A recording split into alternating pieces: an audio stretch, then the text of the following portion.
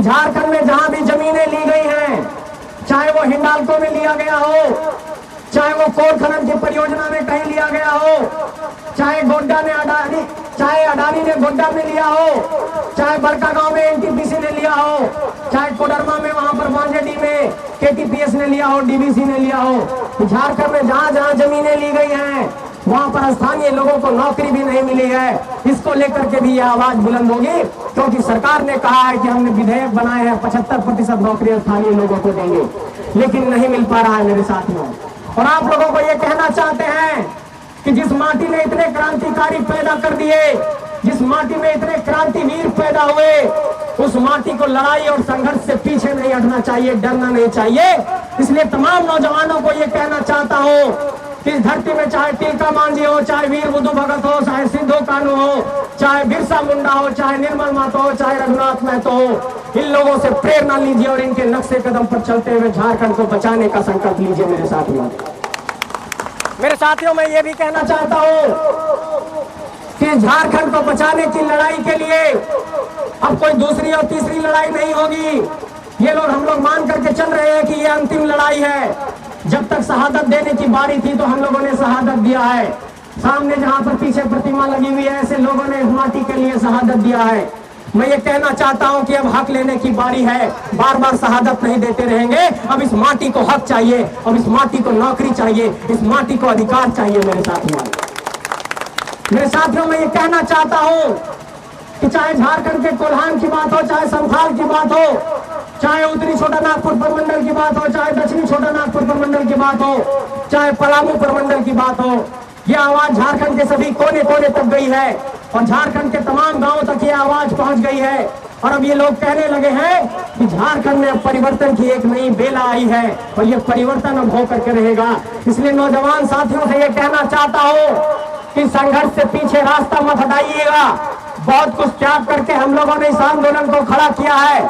23 दिसंबर 2021 को यह आंदोलन खड़ा हुआ था और आज आप देखिए कि अगस्त 2023 के महीने में है और क्या कोल्हान की धरती, क्या हजारीबाग की धरती, क्या चतरा की धरती, क्या सिल्ली की धरती, हर जगह जनसैलाब उमड़ रहा है। और ये जनसैलाब इस बात की गवाही है कि झारखंड परिवर्तन के लिए तैयार हो गया है। मेरे साथियों और भी कई बिंदुओं पर आप लोगों का ध्यान दिलाना चाहता हूं कि झारखंड को किस तरीके से लूटा जा रहा है और किस तरीके से पिछले दरवाजे से झारखंड के नीतियों को, नियमों को, कानूनों को, विधेयकों को एक बड़ी साजिश के तहत फंसा दिया जा रहा है कानूनी दांवपेच में। जब भी झारखंड के हक अधिकार के लिए कोई कानून बनता है तो आप गौर करते होंगे, या तो उसकी शिकायत राजभवन में चली जाती है या तो हाईकोर्ट में मामला फंसता है। मैं ये कहना चाहता हूँ कि उन 72 विधायकों को कि जिन लोगों ने हमें लिखित तौर पर यह कहा कि हम 60-40 की नियोजन नीति के खिलाफ है, उन विधायकों से यह सवाल करना चाहता हूं कि वही इच्छा शक्ति सदन के भीतर आप क्यों नहीं दिखाते हैं। कागज पर लिख करके तो दे देते हैं, लेकिन सदन के भीतर क्यों चुप हो जाते हैं। ये दोहरा चरित्र स्वीकार्य नहीं है। उन विधायकों को यह संदेश देना चाहते हैं। मेरे साथियों एक बात और याद करिए कि झारखंड में ओबीसी को आरक्षण 27% नहीं है। झारखंड के 7 जिलों में ओबीसी को आरक्षण 0 है। मैं ये सवाल पूछना चाहता हूं कि क्या झारखंड की सरकार मंडल कमीशन की सिफारिशों को भी नहीं पढ़ी है? क्या झारखंड का ओबीसी समुदाय 27% आरक्षण लेने का हकदार नहीं है? तो आखिर झारखंड में अगर हम ये कह रहे हैं कि 60-40 की नियोजन नीति नहीं चलेगी, अगर कमोबेश मान लेते हैं कि सरकार बहुत जिद पर आकर के उसको किसी तरीके से 90-10, 80-20 करती भी है, तो जब आरक्षण का रोस्टर ही नहीं है यहाँ पर तो सरकार नियुक्तियां कैसे करेगी? इसका मतलब कई वर्ग जो है अधिकार लेने से भी वंचित रह जाएंगे।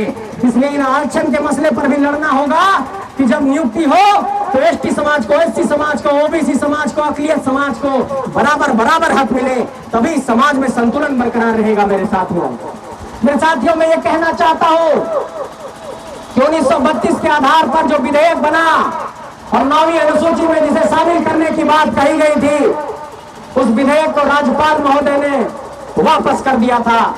मैं ये कहना चाहता हूँ महामहिम राज्यपाल महोदय से भी कि झारखंड की 3.25 करोड़ की आबादी जिस कानून का मांग कर रही है उसे बार बार आप संवैधानिक पहलू का हवाला देकर वापस नहीं करिए। झारखंडी के भावनाओं का भी ख्याल रखिए। उनसे हम कहना चाहते हैं, अनुरोध करना चाहते हैं। मेरे साथियों, एक सवाल का ये भी जवाब देना चाहते हैं कि लोग कहते हैं कि स्थानीय नीति 1932 के आधार पर जो मांग रहे हैं ये कोर्ट में स्टैंड नहीं करेगा, इसका समाधान का रास्ता क्या है?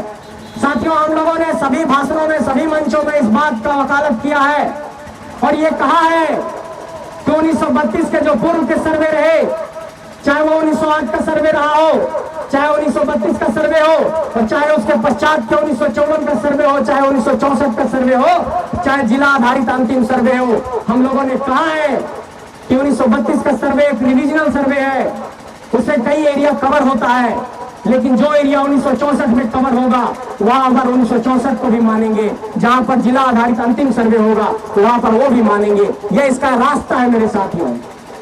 एक सवाल और लोग कहते हैं, जो बाहरी ताकत यहाँ पर है, वो ये कहते हैं कि ये झारखंडियों की मांग जायज नहीं है, ये झारखंडी लोग जो है गैर संवैधानिक बात कर रहे हैं। मैं ये सवाल पूछना चाहता हूँ कि आप अनुच्छेद 371 को पढ़िए संविधान का, उसमें ये लिखा हुआ है कि नागालैंड में सिर्फ नागा लोग ही जमीन खरीद सकते हैं।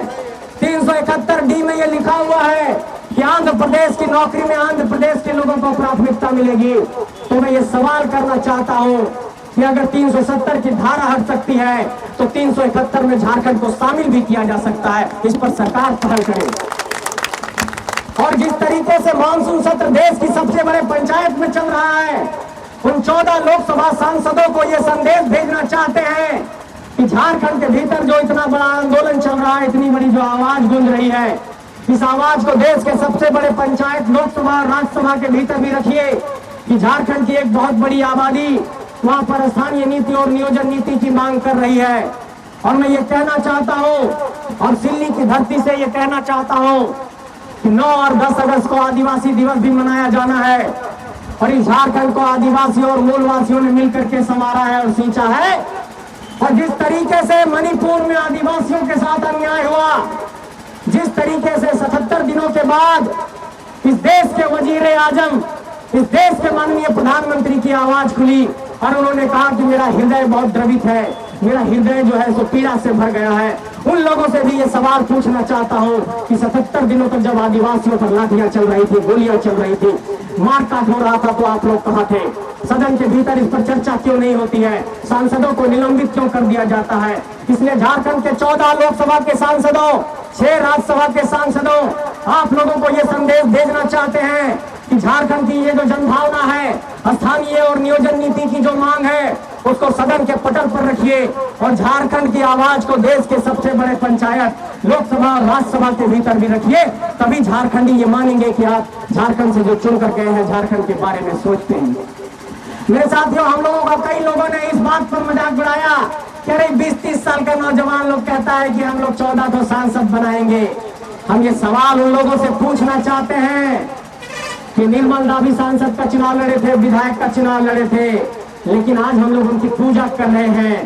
पूजा जोश और जज्बे की होती है, पूजा हौसले का होता है। चुनाव लड़ना जीतना तो अलग चीज है, लेकिन ये हौसला और जज्बा को आप कैसे हराएंगे, ये सवाल मैं पूछना चाहता हूँ। ये आग झारखंड के तमाम सीने में धधक चुकी है और ये आग अब रुकेगी नहीं। और जो लोग ये कहते हैं कि ये झारखंड के लोग नफरत फैला रहे हैं, उन लोगों को भी ये संदेश देना चाहते हैं कि ये नफरत फैलाने की बात नहीं है, ये अपना हक मांगने की बात है। तेलंगाना ने मेडिकल की 100% सीटें को अपने लोगों के लिए आरक्षित कर दिया, तो अगर झारखंड के लोग ये कह रहे हैं कि 3rd और 4th ग्रेड की नौकरी में हमें प्राथमिकता दीजिए, तो इसको देने में क्या दिक्कत है? मेरे साथियों, एक बात और समझिए, यूपीएससी से जो अफसर चुन करके आते हैं, जो आईएएस और आईपीएस, वो आपकी माटी से होंगे। और अगर आपकी माटी से सेलेक्ट भी होंगे तो झारखंड कैडर मिलेगा कि नहीं, इस बात की गारंटी नहीं है। और जो हमारे पास झारखंड एडमिनिस्ट्रेटिव सर्विस से चुन करके आएंगे, अब थोड़े बहुत आ रहे हैं, लेकिन अब तक 10 परीक्षा ही हुई, जबकि 22 परीक्षा होनी चाहिए थी। इसका मतलब कि हमारे लोग नौकरशाही में भी कम हैं, हमारे लोग पुलिस व्यवस्था में भी कम हैं, हमारे लोग न्यायपालिका में भी नहीं है। और एक रास्ता जो विधायिका का बचता है, जहां सांसद और विधायक बनाएंगे, वहां भी अतिक्रमण हो गया है। ऐसे में आपको जागना होगा मेरे साथियों। और झारखंड की स्थिति क्या है? चले जाइए धुरवा के सचिवालय में, एक चपरासी झारखंड का आपको नहीं मिलेगा। अपना कोई काम कराने जाएंगे तो बिना रिश्वत का नहीं होगा। चले जाइए झारखंड के किसी अंचल के कार्यालय में, जमीन का एक म्यूटेशन कराने जाइए, खेत का एक जमीन खरीदिए 50,000 में गांव में, उसके जमीन के म्यूटेशन में 20,000 रुपया लग जाता है मेरे साथियों।